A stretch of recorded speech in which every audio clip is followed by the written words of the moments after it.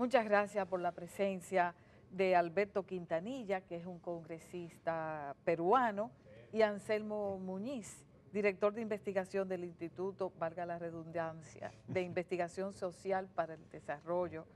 Ellos están aquí a propósito de la celebración de un seminario Construyendo Mayoría, en el que van a participar referentes políticos de Colombia y también de Chile, que es un caso emblemático de cómo fue posible que diferentes sectores y partidos y movimientos sociales se unieran en torno a un objetivo.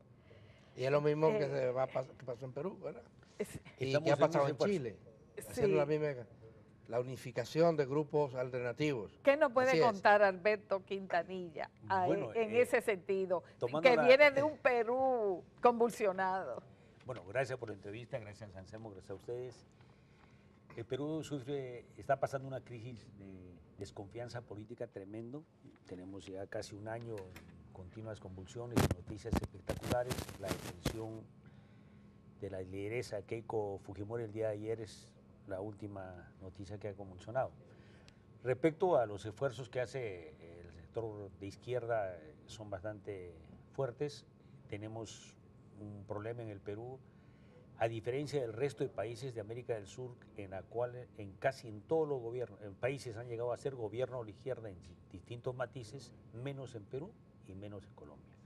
Y creo que en parte en el Perú se explica por esta suerte perversa de nosotros, la izquierda, y lo digo autocríticamente, de no tener un afán unitario, no tener esa tolerancia suficiente como para entender de que siendo diferentes, pero teniendo objetivos comunes, el desarrollo, el progreso del país y la igualdad social, podríamos unirnos. Ya, Perú está en la portada de los diarios internacionales y en los primeros espacios de la televisión y de las redes sociales por lo que está pasando allí. En realidad, este proceso se inicia a propósito de la denuncia de que Odebrecht había sobornado en varios países latinoamericanos y que había mucha gente involucrada en actos de corrupción. Cuéntenos un poco qué es lo que este fenómeno en Perú, antes de que entremos al tema de la Del izquierda. seminario. Mire, la visión de nosotros es de que la corrupción no aparece con la actual Constitución de 1993, pero esta Constitución sí la favorece y la promovió. Es una Constitución de que condiciona que el Estado no participe en actividades empresariales, desaparece la planificación y se debilita el control del Estado respecto a la economía. Resultado, una concentración económica mayor que antes y una corrupción mucho mayor. Viene el escándalo de Odebrecht y nuestra hipótesis es de que una de las principales implicadas sobornada por Odebrecht fue la señora Keiko Fujimori, como se le conoce en el Perú, la señora K, que ha venido negando. Ese temor se ha atravesado todo este año, el ser descubierta, y ha buscado por todos los mecanismos impedir que así sea. Y lo último que ha sucedido el día de ayer es de que un juez, el juez Carguancho, ha dado detención por 10 días para investigarla preliminarmente por los indicios y evidencias que había respecto a haber recibido sobornos. Sobornos de Odebrecht fundamentalmente cuando intentó influir en los principales líderes, entre ellos ella, que tenían opción de ser presidentes. Y ciertamente, digamos, ahí la corrupción ha calado en el Perú y ahora se está descubriendo. Ahora, un hecho importante es, se está descubriendo porque aún se mantiene la institucionalidad, o sea, hay cierta independencia del Poder Judicial, del Ministerio Público, del Congreso y del Ejecutivo.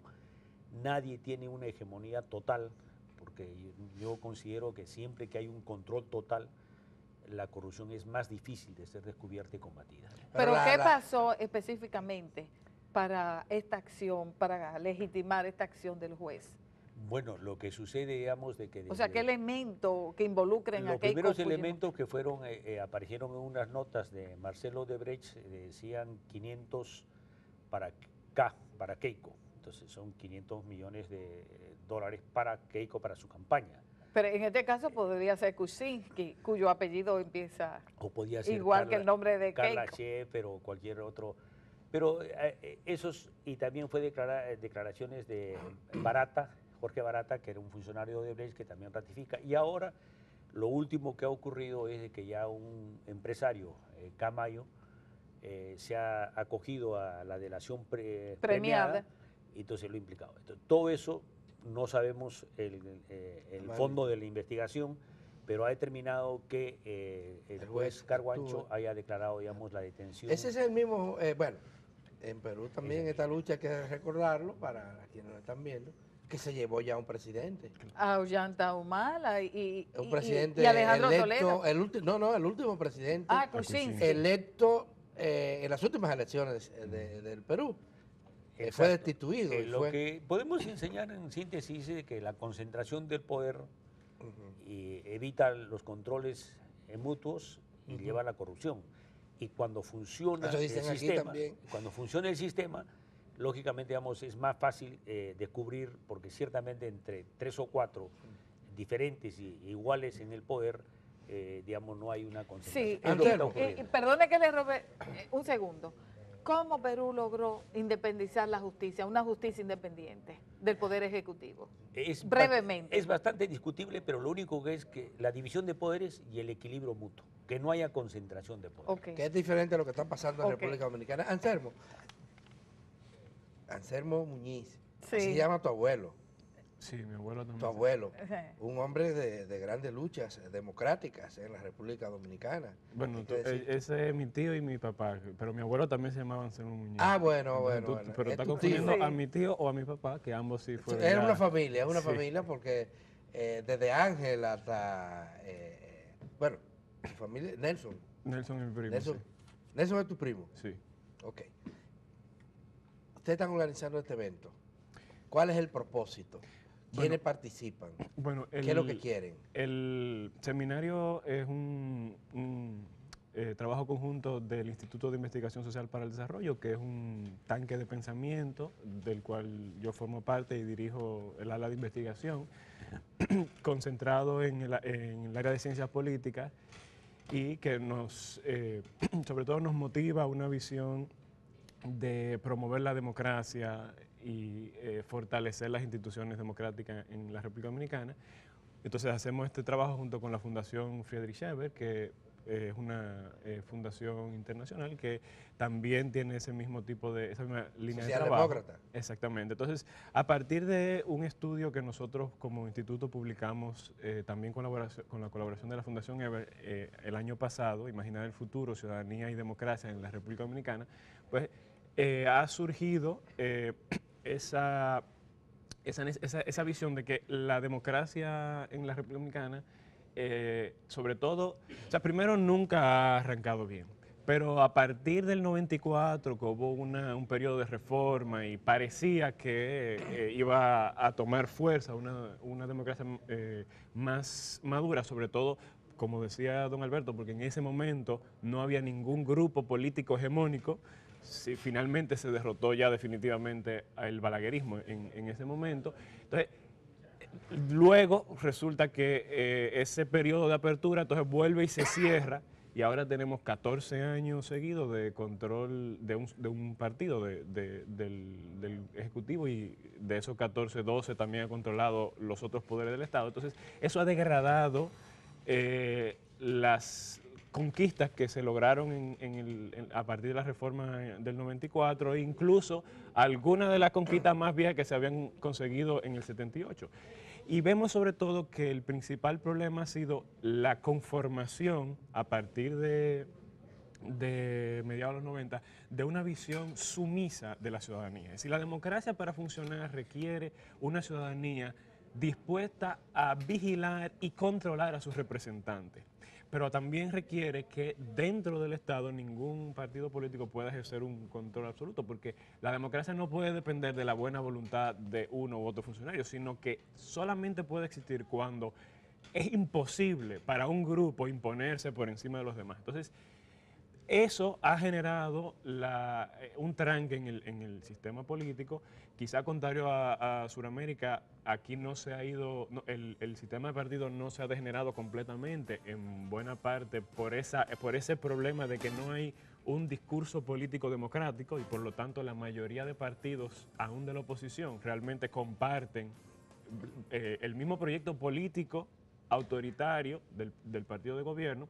Entonces, falta digamos, un proyecto político en sentido, me refiero, de propuesta democrático en la República Dominicana. Entonces, hemos querido traer 3 experiencias muy recientes de América Latina, Sí, que son Chile, la de Colombia Nuevo y Perú. Frente Amplio de Chile y Colombia Humana, porque nos parece que son experiencias interesantes que de alguna manera u otra representan la posibilidad de la democracia en la época contemporánea, sobre todo cuando realmente los auspicios son bastante oscuros. Sabemos que en Brasil, Jair Bolsonaro, un candidato fascista, saca un 46% en la primera vuelta. Vemos que en Estados Unidos gobierna Donald Trump, otro ejemplo de políticas autoritarias. Entonces, ante, digamos, ese tipo de situaciones, queríamos traer entonces experiencias positivas de... Sí, ¿y El qué evento ustedes es- esperan? El evento es... Esta toda El tarde evento a las es 5. hoy a las 5 de la tarde en el Hotel Barceló, antiguo Hotel Lina. Y bueno, hemos convocado a Acabó el tiempo. partidos políticos, sociedad civil, sobre todo para que veamos esa experiencia y vemos cómo se puede construir. Las expectativas de ustedes es que se pueda cambiar el panorama. Claro, que pueda surgir un proyecto democrático desde la ciudadanía en la República Dominicana. Bueno, pues solo nos resta dar las gracias por haber venido. Y gracias a ustedes por invitarnos. Particularmente yo voy a ir, me interesa conocer Sí. esas experiencias al evento de esta tarde. Es abierto al público, Sí, ¿verdad? sí, es abierto al O sea, público. todo el que quiera puede asistir esta tarde al hotel, al antiguo Línea, que está en la Máximo Gómez, ¿verdad? A participar de este evento. Muchísimas gracias a don Alberto y muchísimas gracias Sí, a Anselmo Muñiz. Anselmo Muñiz Gracias a ustedes. por haber comparecido acá en la mañana de hoy. Gracias a ustedes. Y gracias a ustedes, amigas y amigos televidentes, porque de esta manera llegamos al final de esta entrega de su telediario 1+1. Como siempre, les invitamos a que nos acompañen mañana a las 6, desde las 6 de la mañana estaremos aquí con noticias, comentarios y muchas entrevistas interesantes como la de hoy.